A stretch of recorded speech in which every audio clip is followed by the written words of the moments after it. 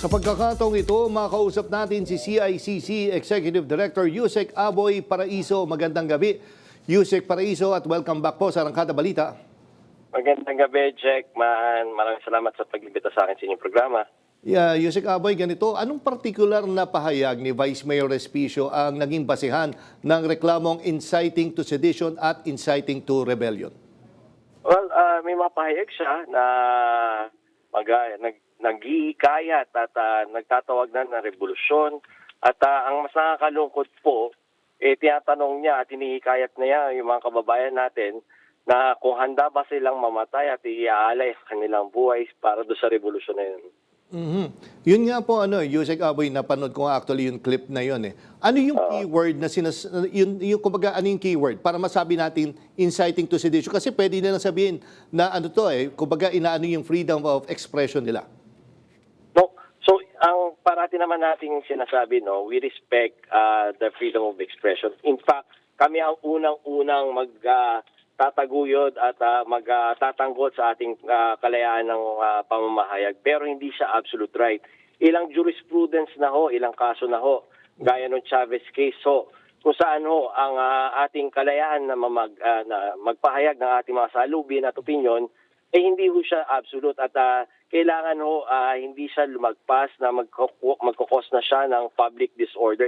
It affects public order ang sinabi doon sa kasong yun. So, in any case po, yung kung tinatanong yung mga particular utterances, yun nga, yung pagtatawag na revolusyon, pagtatanong at pag-uudyok sa ating mga kababayan na maghanda ba silang mamatay at iali ang kanilang buhay. Yun ang mga talagang mga I think in our opinion in all fours kung tawagin namin mga abogado do sa definition at saka sa mga elements ng inciting to rebellion, inciting to sedition at saka yung mga illegal publication po. So, kumbaga, pag nagkaroon ng utterances like, kunyari, mag-mass up sa kalye, pasok na yan sa inciting to sedition?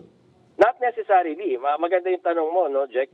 Hindi automatically magpunta tayo. Kasi may mga nagtatawag na, tara, ito yung tinatawag natin peaceable assembly. Peaceable assembly, di ba? Pag halimbawa, tayo ay nagtatawag ng yung freedom of association natin na tayo ay magtipon-tipon, magsama-sama, hindi yun.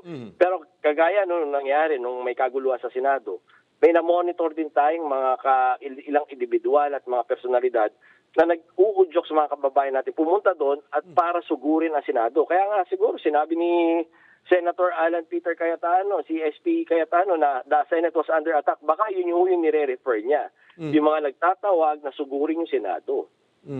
Yun nga, iba kasi yung magkaroon ng peaceful assembly kumpara doon sa sinasabi nila. Actually, tama ka, Yusek Aboy, narinig ko nga yun yung handa ba kayo ialay ang inyong buhay? Di ba? Iba yung mensahe pag ganun Tama At ito po yung nakakaano dyan. If you look at and we've analyzed the context ng whole speech. Pero ang clicker sa amin or talagang bigay sa amin ng cue, siya mismo yung nag-splice ng video niya, siya yung nag-edit ng video niya para iparating yung mensahe na yun na magrevolusyon na at mag-alay na ng buhay at saka handa bang mamatay mga kababayan natin. Diba? Kung tinignan mo yung buong speech niya, ibang parts yun pero doon siya mismo ang nag-edit, siya mismo ang nag-post. Dun nabuo yung kaso namin, Sir Jack. Okay, sige. Maraming salamat. CICC Executive Director Yusek Aboy Paraiso. Mabuhay kayo, sir. Sir, maraming salamat po. Thank you po.